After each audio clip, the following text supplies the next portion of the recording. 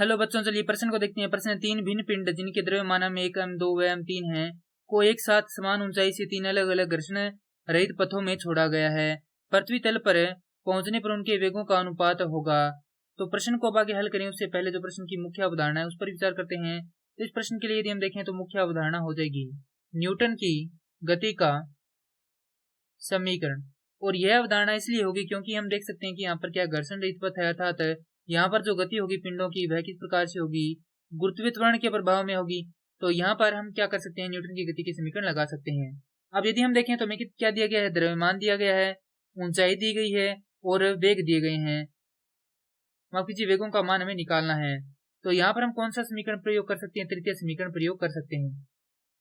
तृतीय समीकरण होता है v का वर्ग बराबर u का वर्ग योग में 2as। a बराबर होगा किसके, g के। अब प्रश्न को देखते हैं। 3 भिन्न पिंड है, तो पहला पिंड ये है, दूसरा ये है और तीसरा ये है।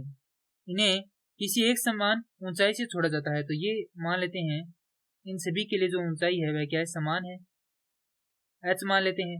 द्रव्यमान तीनों का क्या है, m1 m2 व m3 है।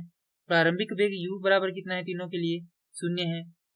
और यहाँ पर जब आते हैं तो अंतिम वेग इसका कितना होगा, v1 होगा, इसका वेग v2 होगा और इसका वेग क्या होगा, v3 होगा। यानी कि तीनों का वेग क्या होगा, अलग अलग होगा।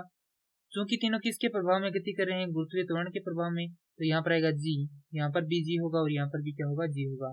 अब यदि हम देखें तो जो समीकरण हमने ली है उसके अनुसार यहाँ पर जो v1 है, सबसे पहले उसको हल कर लेते हैं। तो यहाँ पर u बराबर यदि हम 0 रखते हैं और a बराबर g रखते हैं तो हमारे पास यहाँ पर आता है, और साथ ही में हमारे पास s बराबर है किसके, h के। तो v का वर्ग बराबर ये हो जाता है 0 योग में 2 gh। तो v बराबर वर्गमूल में 2 gh। और यहाँ से यदि हम देखें तो हम कह सकते हैं कि वेग द्रव्यमान पर निर्भर नहीं करता, क्योंकि यहाँ पर h भी क्या है, नियत है, g भी नियत है। तो v क्या हो जाएगा, यहाँ पर नियत हो जाएगा। तो v क्या है, यदि नियत है तो यहाँ पर v1 अनुपात v2 अनुपात v3 अनुपात माफ कीजिए बराबर रहेगा किसके, नियत के। अर्थात यहाँ से हम इसको लिख सकते हैं 1 अनुपात 1 अनुपात 1। और ये क्या है, हमारे प्रश्न का उत्तर है। यह उत्तर हम देखें तो दी गई विकल्पों में से विकल्प सी से मिलान करता है। तो प्रश्न के लिए सही उत्तर होगा विकल्प सी। मैं आशा करता हूँ कि यह प्रश्न आपको समझ में आया होगा। धन्यवाद।